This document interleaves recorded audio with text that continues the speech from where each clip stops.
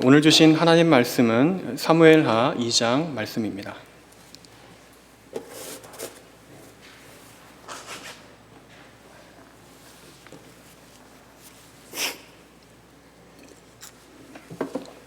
사무엘하 2장 1절부터 32절까지 내용인데요.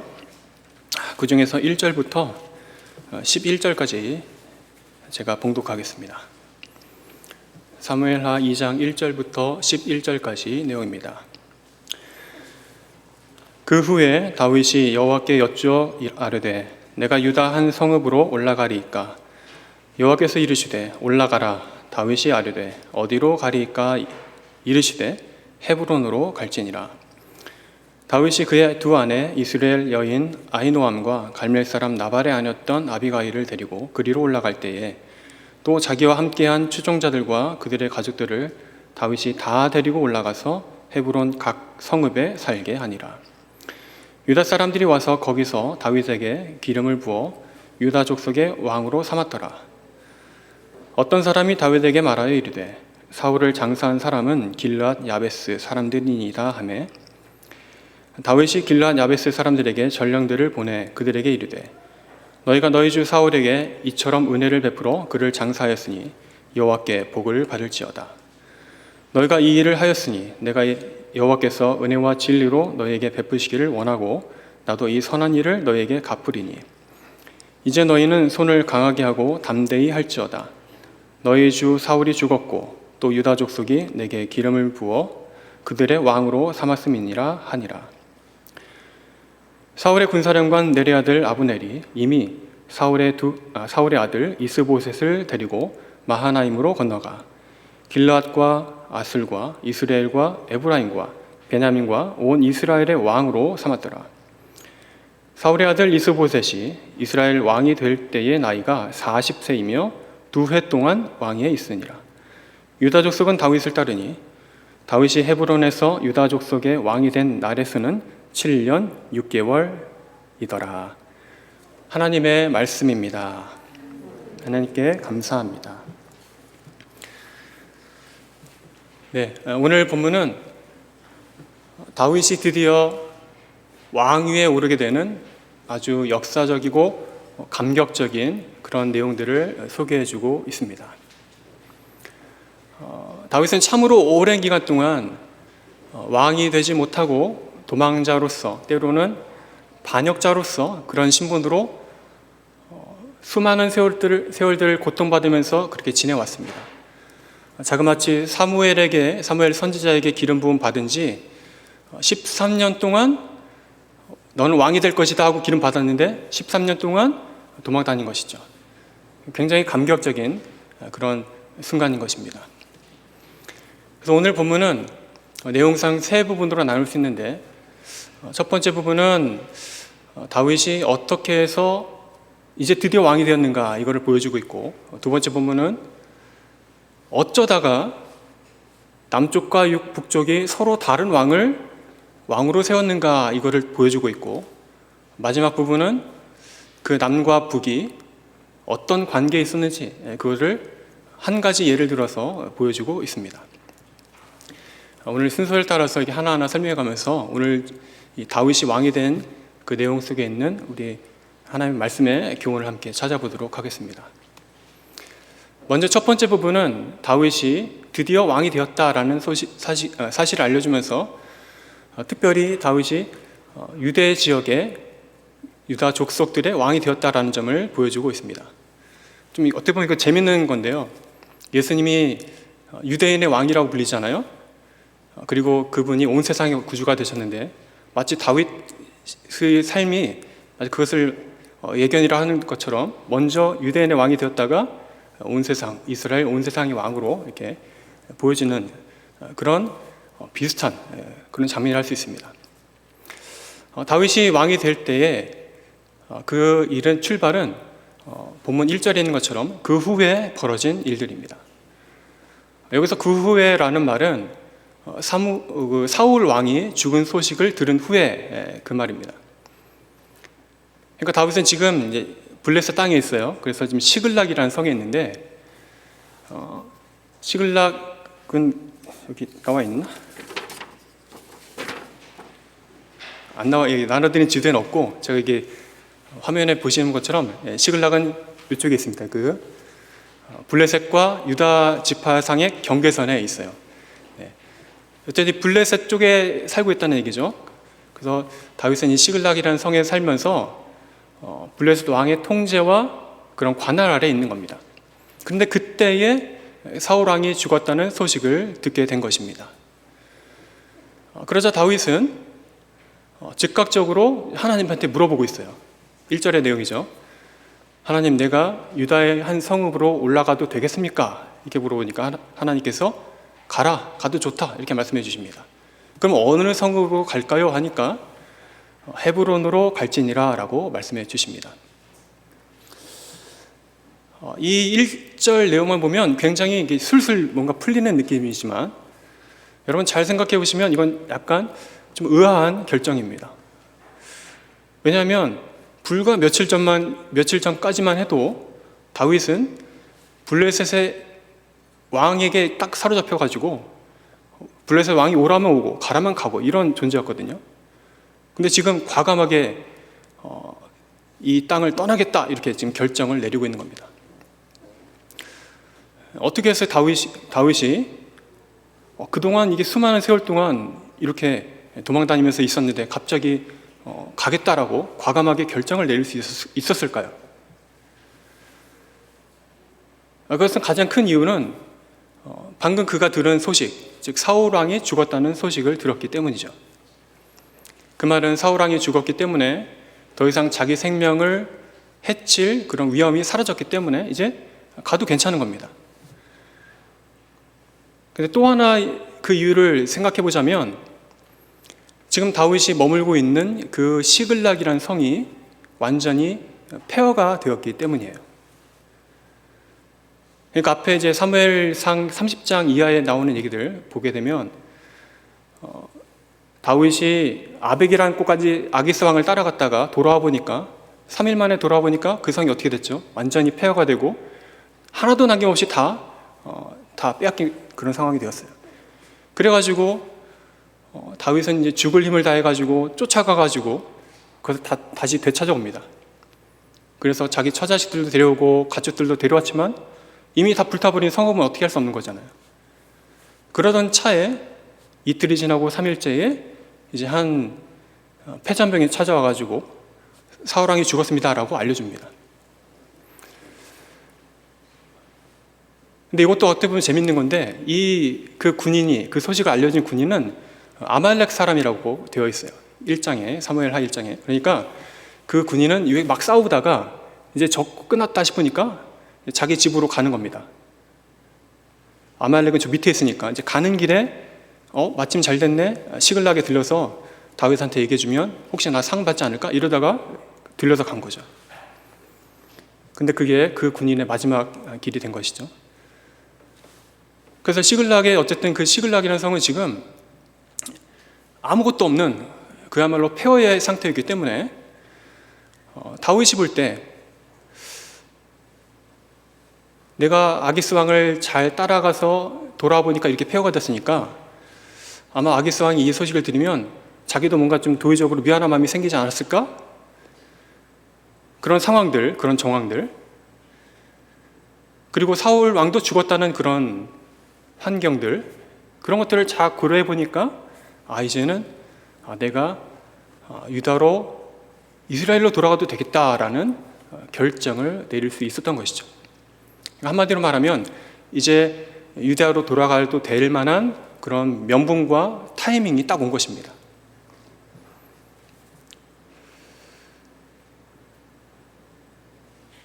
아기스 왕 입장에서는 저라면 그랬을 것 같아요. 내 말 듣고 다윗을 데려갔는데 갔다 보니까 아무것도 없잖아요. 그러니까 얼마나 미안했겠어요. 저 같으면 그랬을 텐데 잘 모르겠네요. 진짜 어땠을지는 여기 성경에 나와 있지 않으니까.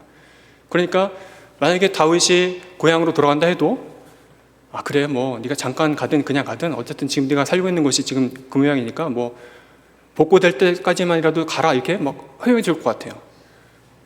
그리고 사실 또 얼마 전만 해도 이스라엘 군대가 완전히 괴멸되었기 때문에 블레셋의 입장에서는 아무리 다윗이 돌아간다 해도 다윗쯤이야 나는 우리가 다 통제할 수 있다, 이런 자신감이 있었을지도 모르죠. 그러니까 다윗이 갈 때 아무도 블레셋 군대도 추격하지 않았고 그냥 가게 내버려 두는 겁니다. 그러니까 이러한 모든 정황과 상황들이 이제 가도 된다라는 하나님의 그 메시지와 사인으로 다윗이 깨달은 것이죠.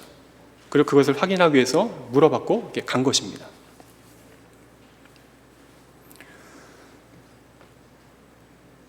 근데 여기서 우리가 주의할 점이 하나 있는데, 이게 하나님한테 그 뜻을 물어보고 있잖아요. 하나님의 뜻이 무엇입니까? 라고 물어보는데, 이것을 우리가 이렇게 해석하면 안 됩니다. 예를 들어서 중요한 문제가 있을 때는 하나님한테 물어보고, 그냥 일반적인 사소한 일, 내가 화장실을 갈까요? 주차를 어디다 할까? 이런 걸 하나님한테 안 물어봐도 되고, 이렇게 구분 지으라고 이렇게 알려주는 것이 아니라는 겁니다. 사실 우리에게 있어서 모든 일에 있어서 모든 것이 하나님 뜻을 알아가는 것이 중요하죠. 중요한 일에만 하나님의 뜻을 물어보고 사소한 일은 내 마음대로 한다, 이렇게 구분 지으면 안 되는 것이고, 우리 삶에 있어서는 모든 것이 사실은 하나님 뜻에 맞게 해야 되는 겁니다. 그런데 오늘 다윗이 물어보고 있는 이것은, 내가 가도 될까요? 이렇게 물어본 것은 중요하니까 물어본 게 아니고 이겁니다. 이게 단계가 나눠진 거죠. 사실은 이 정황들과 상황들을 볼 때에 시글락 성은 불탔고 사울 왕은 죽었고, 이런 상황들을 볼 때에 이 모든 환경들이 하나님께서 이제 나를 유다로 가도 되라는 그런 메시지를 주시는 거구나, 그렇게 일반적인 상황들을 통하여서 하나님의 뜻을 발견한 것입니다.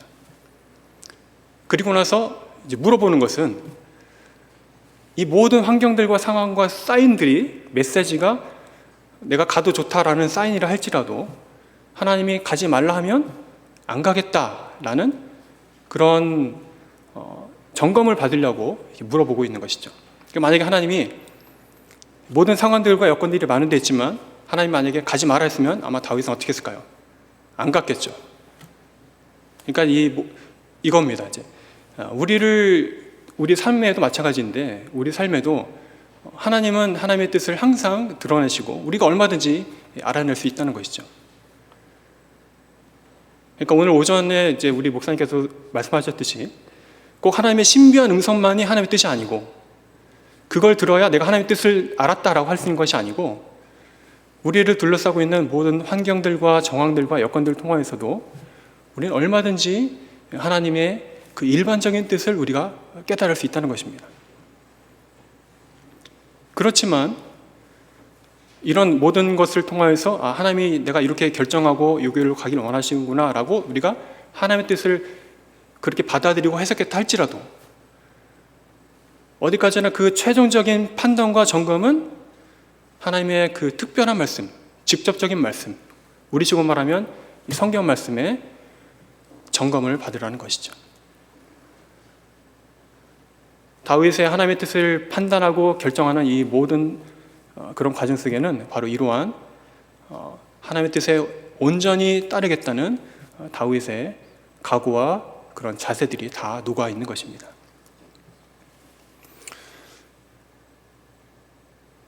그러니까 하나님의 뜻이 세미한 음성으로 누구누구야 이렇게 들릴 때까지 하나님의 뜻을 보여주십시오 이렇게 기다릴 것이 아니고, 우리 환경들과 상황을 통하여서,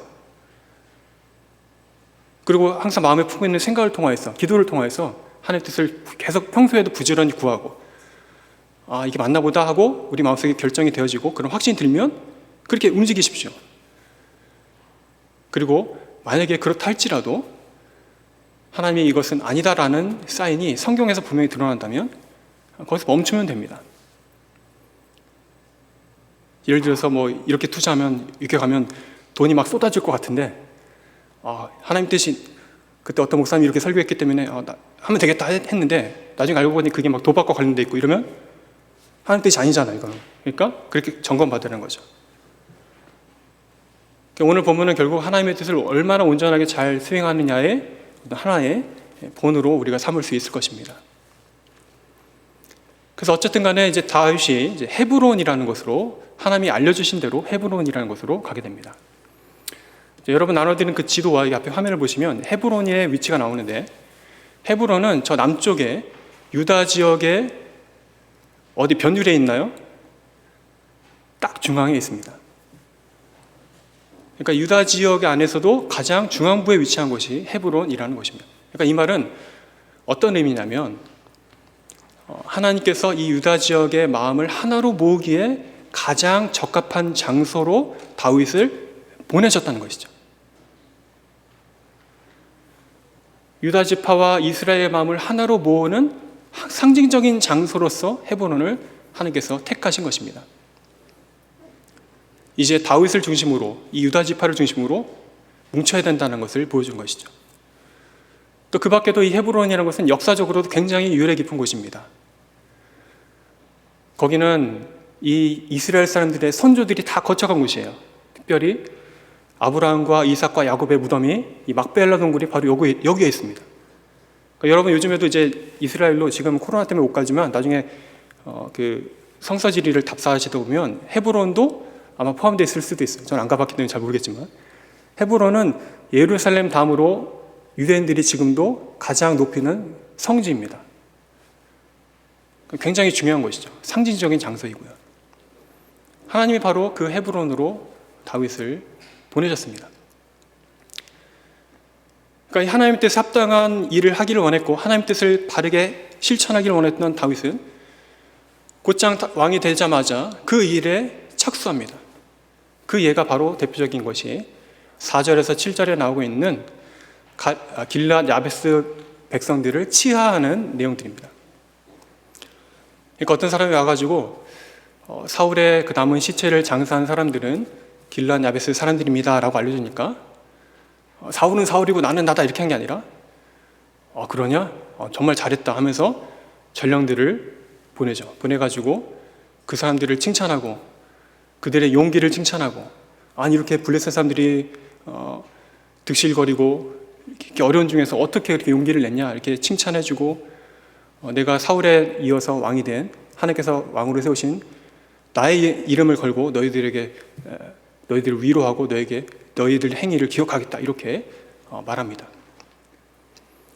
그러니까 다윗이 한 일은 유대인의 왕으로만 그치는 것이 아니라 전체 이스라엘의 왕이라는 그런 하나님의 뜻을 받드는 마음을 가지고 지금 길앗 야베스에게 찾아간 것이죠. 사람들에게.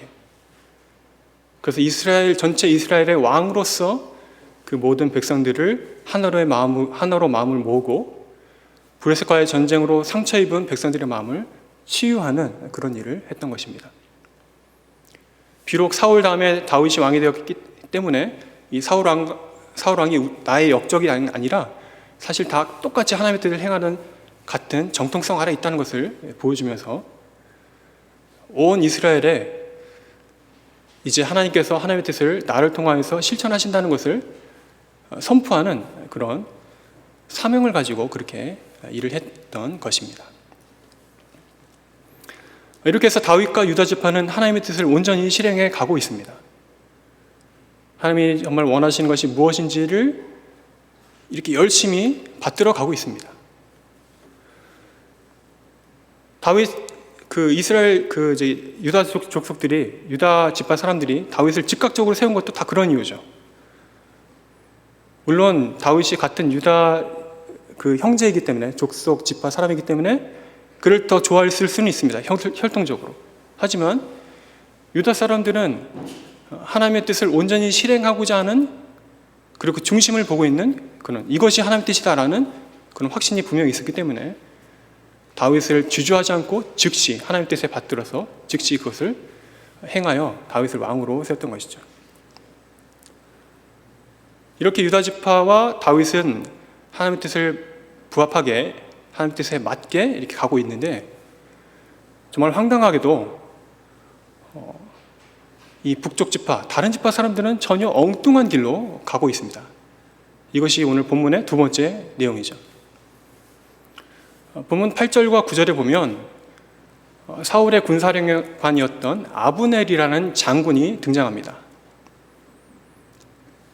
이 아브넬이라는 장군이 어떤 일을 하냐면, 사울의 남은 아들, 그러니까 사울 왕이 길보아 그 산에서 죽고 요나단부터 첫째, 둘째, 셋째가 다 죽고 이제 이 사람 넷째인데 다 죽고 그 혼자 남은 그 넷째 아들 이스보셋을 데려다가 이미 그러니까 이미 다윗이 왕으로 세워질 때 이미 데려간 겁니다. 데려가서 요단강을 건너서 마하나임이라는 곳으로 거기에 도망간 거죠, 말하자면. 블레셋 군대가 세니까 도망간 겁니다. 여러분 이제 지도 보시면 이제 마하나임이라는 장소가 나오는데 앞에 보시면요, 위에 갈릴리 바다와 밑에 사이에 이제 요단강이 쭉 흐르고 있고 요단강 바로 옆에 이제 마하나임이라는 곳이 있다고 이제 추정됩니다. 그러니까 요단강을 건너서 상대적으로 더 안전한 곳, 블레셋 군대들이 오기에 도망가기 좋고 좀 안전한 곳으로 도망간 것이죠. 그래서 거기 가서 뭘 했냐면 저 북쪽의 길앗부터 저 밑에 바로 유다 위에 있는 바로 베냐민 지파까지 온 이스라엘의 왕으로 이스보셋을 왕으로 세운다고 말했습니다. 그러니까 여러분 이 지도 보시면 다윗은 땅은 요만하고 나머지 이스보셋의 왕국은 굉장히 크잖아요. 그러니까 마치 이스보셋의 그런 왕권이 더 강력하고 다윗의 왕권은 이렇게 초라한 것처럼 보이는데 여러분 보시는 것이 전부가 아닙니다. 사실 이 그림이 설명하지 못하는 그런 역사적 상황들이 있어요. 그러니까 비록 영토는 다윗은 이렇게 조그맣고 나머지는 많다 할지라도 사실 이스보셋은 아무런 힘이 없습니다. 그 북쪽 지파를 통솔하고 있는 사람은 아브넬이라는 장군입니다. 그의 야망과 그의 전략과 그의 명분과 그의 생각을 통하여서 아브넬이 왕으로 세워진 상황이에요. 거기에 이스보셋은 아무런 힘이 없습니다. 그리고 게다가 이 땅이 아무리 넓지만 잘 생각해 보시면 사울 왕이 죽은 지 얼마 안 지난 상태예요. 그러니까 아직 블레셋의 영향력이 저 유다 지파 위쪽으로 다 남아 있는 겁니다. 심지어는 사무엘상 31장 7절에 보면 그 전투의 결과로 이스라엘 사람들이 무서워서 다 유단강 동쪽으로 다 도망갔다고 되어 있고 그 자리에 블레셋 사람들이 들어와서 살았다고 기록되어 있습니다. 그만큼 땅이 넓지만 아무런 힘이 없다는 것이죠.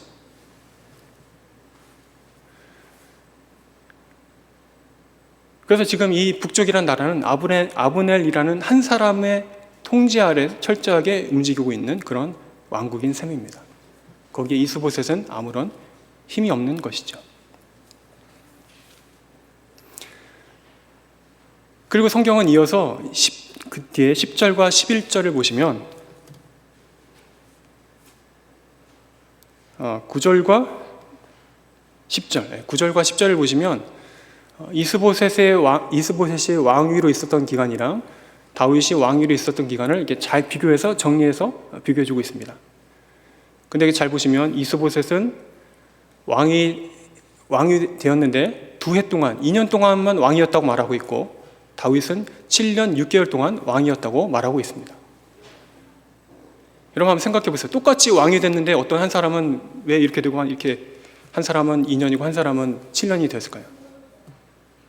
그러니까 이 말은 똑같은 시기에 왕이 되었다라는 뜻이 아닙니다. 오히려 똑같은 시기에 왕위를 마쳤다는 말이죠. 그러니까 다윗은 7년 6개월째의 헤브론에서의 통치를 마친 것이고 이스보셋은 2년째의 마하나임에서의 그런 통치를 마친 겁니다. 그러니까 끝나는 지점이 같은 거예요. 그러니까 어떤 사람들은 아니다. 똑같이 북쪽이나 남쪽이나 똑같이 7년이다. 근데 성경이 오류가 있다. 이렇게 마치 성경에 오류가 있는 것처럼 생각하려고 하기도 합니다. 근데 이런 태도는 이제 별로 좋지가 않죠. 명백한 증거가 없다면 성경 말씀 그대로를 믿는 게 더 건전한 해석입니다. 그러니까 그런 해석을 따르면 똑같은 시기에 왕이 되었다는 것이 아니라 똑같은 시기에 왕위가 끝났다는 얘기가 되죠. 그러니까 이 말은 다윗이 헤브론에서 왕이 된 지 한 5년쯤 지났을 때에 비로소 저 마하나임에서 이스보셋이 왕이 되었다는 거예요. 그럼 그 앞에 5년은 뭘까요? 그것은 이렇게 생각해 볼 수 있습니다. 아브넬이 혹시라도 만에 하나 자기가 왕이 되겠다는 어떤 흑심을 품고 계속해서 이 북쪽 지파 사람들이 다윗에게 가지 못하도록 막았을 수도 있고요. 또 하나는 이 블레셋과 계속 싸우느라고 그런 성대하게 멋있게 왕위식을 즉위식을 거행할 그런 여건이 안 됐을 수도 있습니다.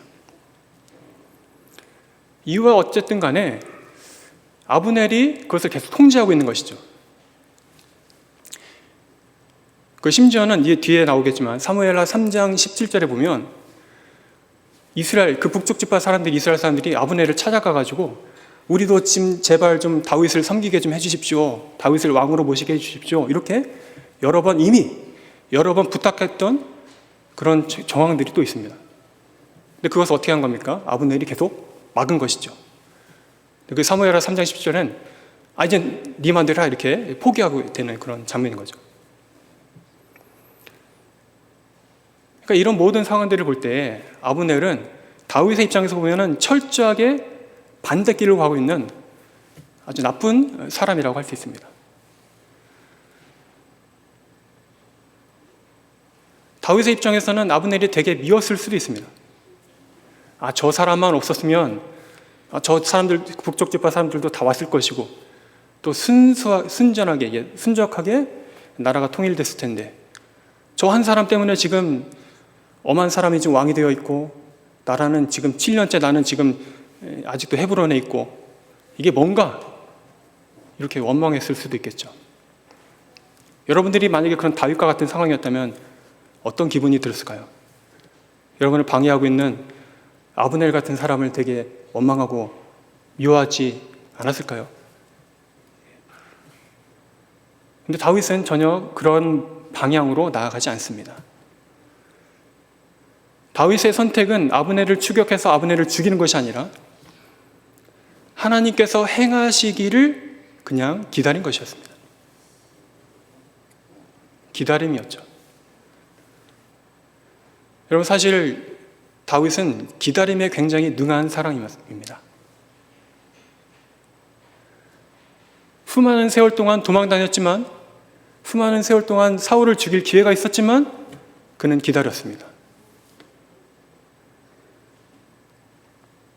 수많은 기회들이 있었지만 그는 자기가 그것을 이루려고 하지 않고 하나님께 맡겼습니다. 여러분, 이것이 하나님의 뜻을 온전히 행하는 또 하나의 지침이라 할 수 있습니다. 우리의 신앙도 마찬가지죠. 우리 신앙에서 하나님의 뜻을 행하는 데 있어서 필요한 것은 어찌 보면 기다리는 것입니다. 여러분, 근데 그냥 마냥 기다리는 것이 아닙니다. 시계에 막 타이머 걸어놓고 시계판을만 바라보면서 시간이 가나 내가 가나 한번 보자 이렇게 막 싸우는 것이 아니고, 이 기다리는 것은 하나님께서 나에게 주신 그 분명한 뜻을 다 행하지만, 하나님께서 가라면 가고 멈추라면 멈추고 이런 것들은 내가 분명히 다 행하겠지만 그 이상의 것은 내가 하지 않고 하나님께 맡겨드리는 것, 그것이 기다리는 것입니다.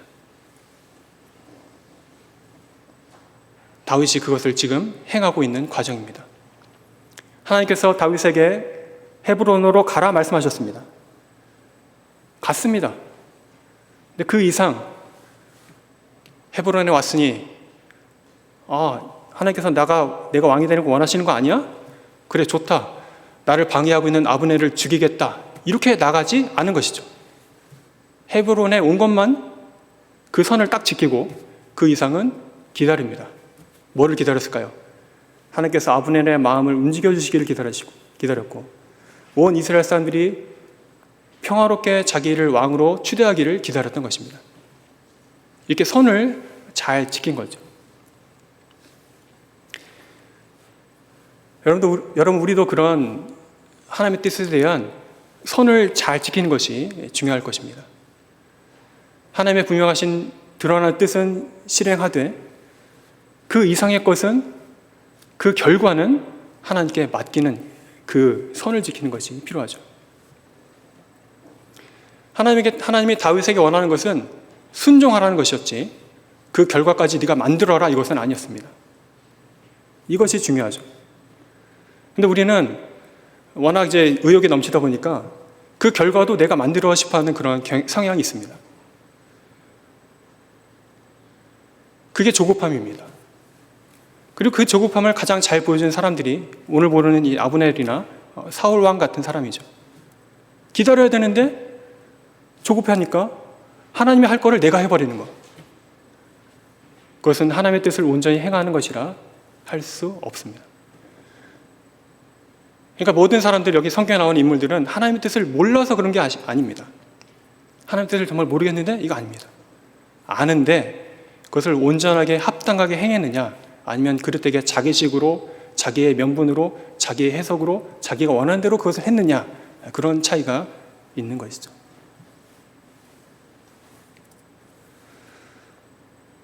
그 점에서 오늘 본문은 다윗이 정말로 하나님의 뜻을 온전하고 합당하게 행했다는 것을 잘 보여주고 있습니다.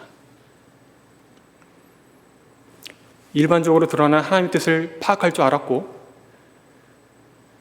그것이, 그 메시지가, 나를 향한 메시지가 분명하다는 확신이 있다 할지라도 최종적으로는 특별한 말씀, 이 특별 계시, 우리 식으로 말하면 성경의 점검을 받고, 또 내가 할 수 있는 선을 지켜서 그것까지는 행하지만 그 이상은 하나님께 맡겨드리는, 그 결과는 하나님께 맡겨드리는 그런 하나님의 뜻에 대한 온전한 분별력이 있었던 것입니다.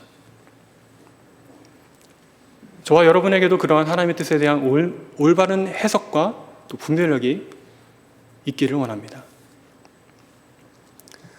그리고 오늘 이 말씀은 결국 다윗의 그러한 하나님의 뜻에 대한 온전한 신뢰, 하나님의 뜻을 온전히 실행하는 그런 모습들은, 순종하는 모습들은 당시 구약 성도들에게, 그리고 오늘날 우리들에게 우리의 구원자이신 예수 그리스도의 하나님의 뜻에 대한 신뢰와 순종의 그림자로서 의미가 있습니다.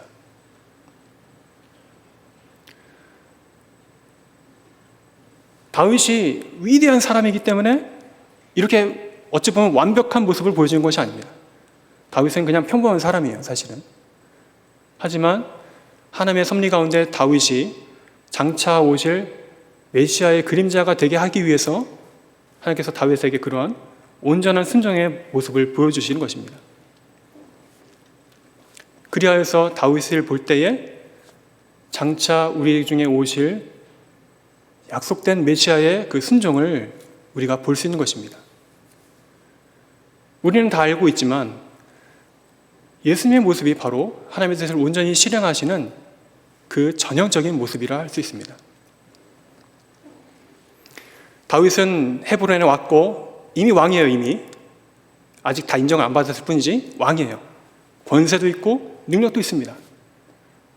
하지만 자기의 왕권을 마음대로 휘두르면서 이것이 하나님의 뜻이니라 하면서 아브넬도 죽이고 북쪽 지파와 싸우고 이렇게 하지 않습니다.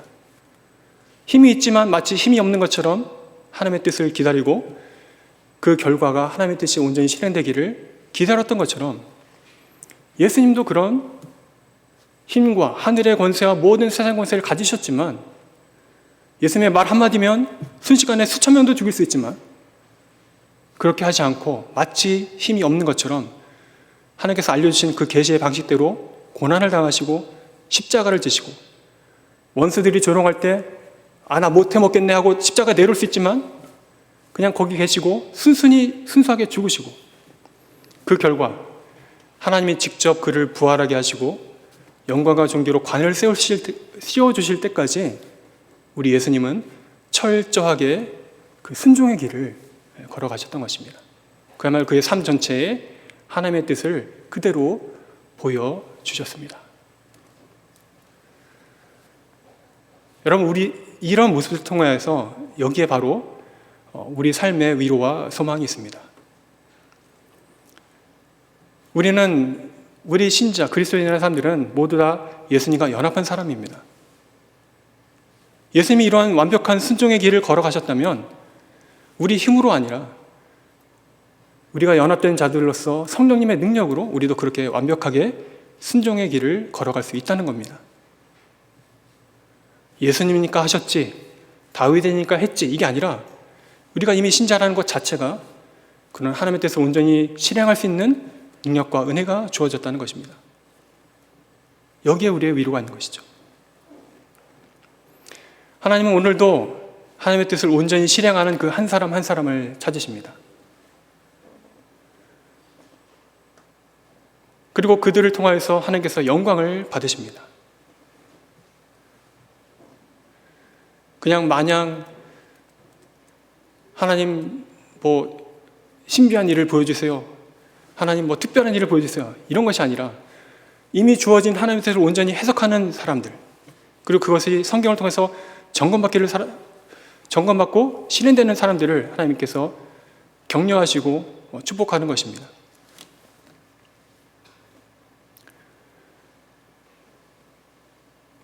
그리고 그 결과를, 하나님의 뜻을 행한 그 결과를 하나님께 맡겨드리는 그러한 온전한 하나님의 뜻을 실행하는 사람들을 하나님께서 기뻐하시는 것입니다.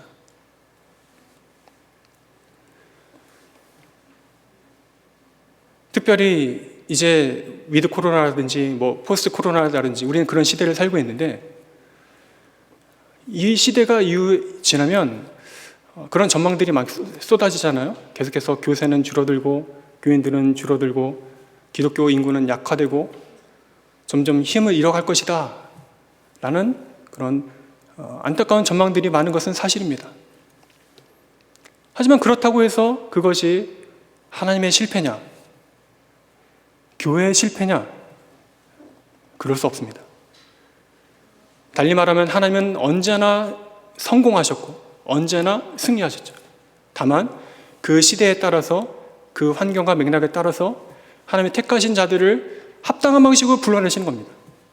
그 시대는 그렇게 불러내시고 이 시대는 이렇게 불러내시는 거죠. 하나님이 원하시는 사람이 한 번도 거기서 탈락되거나 좌절되는 건 없습니다. 다만 그 시대, 우리 시대에는 하나님이 이런 방식으로 하나님이 원하시는 자들을 불러내시고자 하는 겁니다. 그런 하나님의 뜻을 우리가 잘 분별해야 할 것입니다. 기독교 인구가 줄었다는 것은 반대로 말하면 정말로 하나님의 뜻을 잘 실행하는 그 한 사람이 그전보다 비할 수 없이 더 가치 있게, 더 반짝반짝 빛나게 된다는 뜻입니다. 이제는 더 기독교라는 그런 군중의 임명성에 뒤에 숨어 있을 수가 없어요.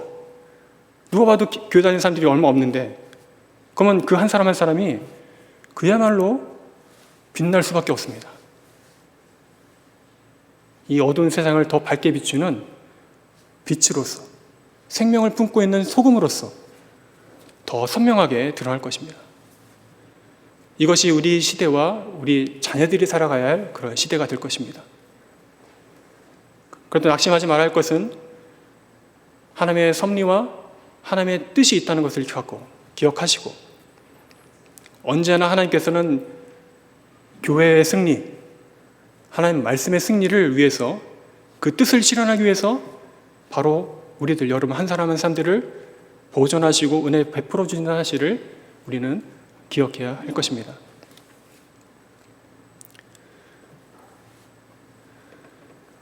에베소서 5장 15절에 보면, 그런즉 너희가 어떻게 행할지를 자세히 분별하여 지혜 있게 행하여, 지혜 없는 자같이 말고 지혜 있게 행하여 세월을 아끼라, 때가 악하니라 라고 말씀합니다. 자세히 지혜 있게 살펴보라는 겁니다. 이게 분별력입니다.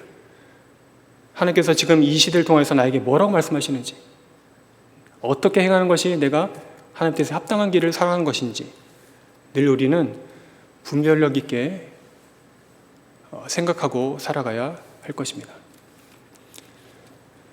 하나님은 우리를 통해서, 그런 지혜 있는 자들과 분별력 있는 자들 통해서 하나님의 뜻을 성공해 가실 것이고, 여러분들이 바로 그 주인공이 될 것입니다. 그런 위로와 소망으로 말씀을 붙잡고 언제나 하나님께서 우리에게 말씀하셨다는 사실을 기억하면서 우리가 날마다 승리하시는 그 길을 걸어가게 되시기를 주님의 이름으로 간절히 소원합니다. 다 함께 찬송 86장 찬송하겠습니다.